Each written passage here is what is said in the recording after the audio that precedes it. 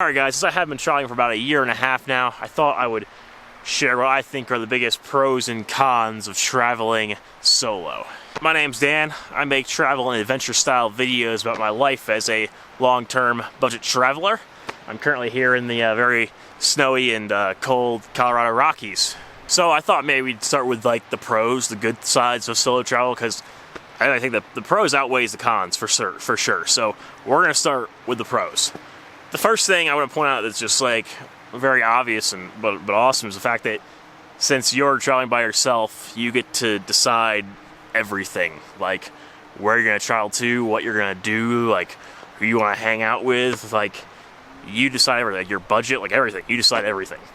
And that's been a cool thing for me, is that although I haven't made a lot of friends along my travels, when I go on to start a new adventure, I'm always basically on my own. So it's definitely cool when I start a whole new adventure, try to go somewhere new, that I get to like completely decide on my own where I'm going to go and what I'm going to do and how much money I want to spend and everything. Like I get to decide, you know, what all that's going to be.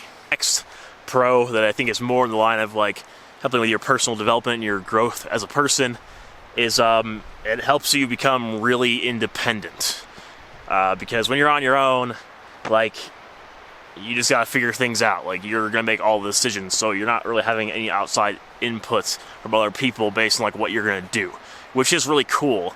And I've become much more independent since I started traveling solo, because I've had to kind of figure things out as I go. You know, I have to figure out how I'm gonna like continue to fund my travels and where I'm gonna stay and how long I'm gonna stay there and where I'm gonna go and all that stuff. So like learning how to budget and doing all those things, you know, navigate public transport in other countries and all that stuff, like it helps you become very independent. And another thing, like when things do go bad, like it teaches you how to take care of yourself, you know, because in a lot of cases there isn't anybody else there, you know, who's gonna be able to do that for you. So you have to figure out how to do it on your own, which is a very powerful thing to have in your life, you know, to be able to take care of yourself and make your own decisions and just be as independent as possible. Next awesome pro, I would say, would be, since you are alone, like you can get plenty of alone time if you want to, but it kind of forces you kind of get out of your shell a little bit and be social, learn how to be social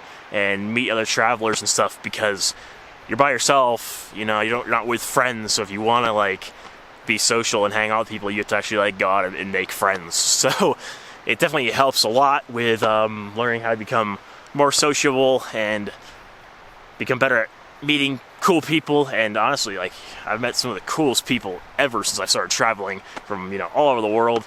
Made some amazing friends, and I think that if I wasn't by myself, that probably wouldn't have happened. Like I wouldn't have necessarily made all these friends if I was with someone else.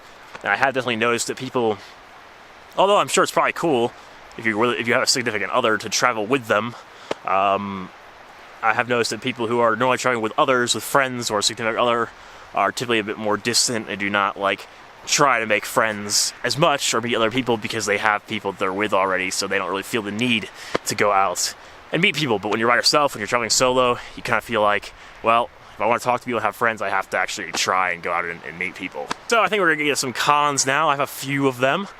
Like I said, I think the pros far outweigh the cons, but there are still some downsides to traveling solo, just like anything else in life.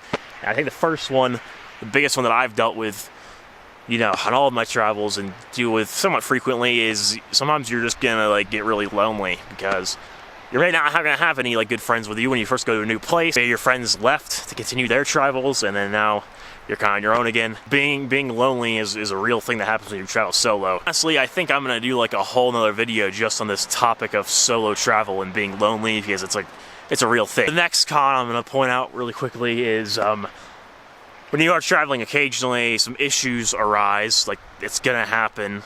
When you're traveling by yourself, you have to deal with them on your own. Like, you don't have anybody else around to deal with them, which I would consider this kind of a con, because I have traveled with other people, and when you are with other people and issues arise, like, it's easier to work it out with other people most of the time. But again, I did mention the pros, that these kind of things help you become more independent, because you have to deal with it on your own, and it gives you more confidence. But in the moment, when things go wrong and you're by yourself, it can be quite frustrating sometimes. So that's why I'm putting on the con list when it happens, but in the long term, it kind of helps you out, it helps you become more independent. But yeah, dealing with issues on your own can be a little stressful sometimes. The last con that I think I'm going to point out in this video is I've kind of realized that no matter how many friends I've made on my travels, people always end up going their separate ways, and you end up going your own way, and you end up being by yourself again. And you kind of realize that in the end, when you're traveling solo, you are on your own, and you kind of, like, in a lot of cases, just have yourself.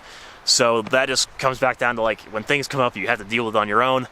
And no matter how close you sometimes become with people, you're typically on your own in the end. I wouldn't let these discourage you from traveling solo, because it's definitely worth it. It's definitely worth it, and I plan on traveling solo a lot more in the future. So my 3 pros and 3 cons of traveling solo that I've learned over the past year and a half or so of my travels. I do create travel and adventure style vlogs, budget travel tips, and videos like this. So subscribe below and like the video and comment, and I'll definitely get back to you if you have any questions. Thanks for watching, and I'll see you guys in the next video.